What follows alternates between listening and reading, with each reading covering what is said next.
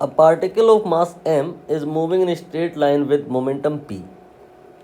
Starting at t बराबर 0, a force F equal to kT act in same direction on the moving particle during time interval t, so that its momentum changes from p to 3p. Here k is a constant, the value of t will be.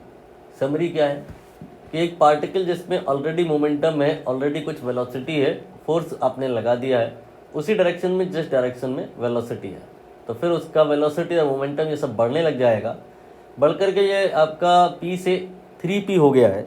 तो बताना ये है कि ये जो आपका t है, जितनी देर के लिए ये फोर्स इफेक्टिव रहा है वो कितना होगा। रिमार्केबल पॉइंट है ये कि फोर्स यहाँ पर कांस्टेंट नहीं है, ये वेरिएबल है, जिसकी वजह से इंटीग्रेशन वगैरह की रिक्वायरमेंट हो सकती है।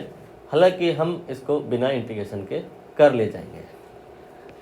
हमने करना क्या है, एक ग्राफ बनाना है जिससे ये समझ में आ जाएगा कि भाई आपका ये जो फोर्स है ये वेरिएबल है। ग्राफ है फोर्स और टाइम के बीच में। यहाँ पर जो ये फोर्स का एक्सप्रेशन है इसमें t की वैल्यू 0 रख दीजिए तो फोर्स 0 आ जाएगा। ये करस्पॉन्डिंग पॉइंट ओरिजिन पे ही हो गया। फिर यहाँ पर स्मॉल t की जगह कैपिटल T रखिए तो फोर्स की वैल्यू आ जाएगी kT। ये आ गया फोर्स का वैल्यू kT। ये आपका जो फोर्स है ये कब है, t बराबर t पर। तो करस्पॉन्डिंग पॉइंट आपको जो मिलेगा that will be suppose point A। तो अब O से A तक का यहाँ पर फोर्स का वेरिएशन है, क्या ये पैराबोलिक है? यहाँ पर देखिए t की पावर 1 है, so we can say it is linear. अब यहाँ पर हम समझ गए कि फोर्स का वेरिएशन कैसा है और हम निकालेंगे इसका एरिया। ये क्यों निकालेंगे?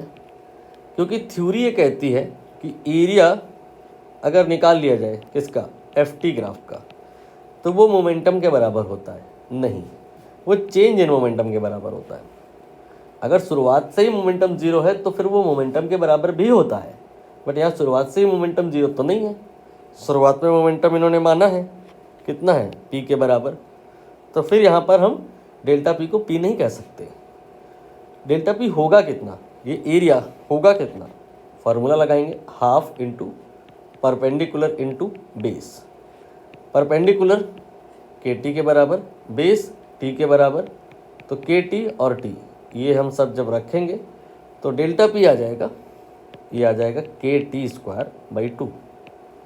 एंड डेल्टा p होता क्या है, final momentum minus initial momentum.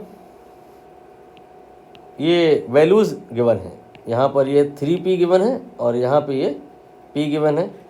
तो जो ये kT स्क्वायर बाई 2 है ये आपका 2p के बराबर आ गया। यहाँ से आप k निकाल लीजिए, शायद k ही तो पूछा है, नहीं p पूछा है, नहीं t पूछा है। तो t को एक तरफ रखिए, बाकी सब दूसरी तरफ कर लो, 4p डिवाइड बाई k। तो जो t की वैल्यू आएगी वो क्या आएगी, 4 का square root 2 and then under root में p बाई k। अब आप देख लो यहाँ पर ऑप्शन बी ये मैच हो रहा है।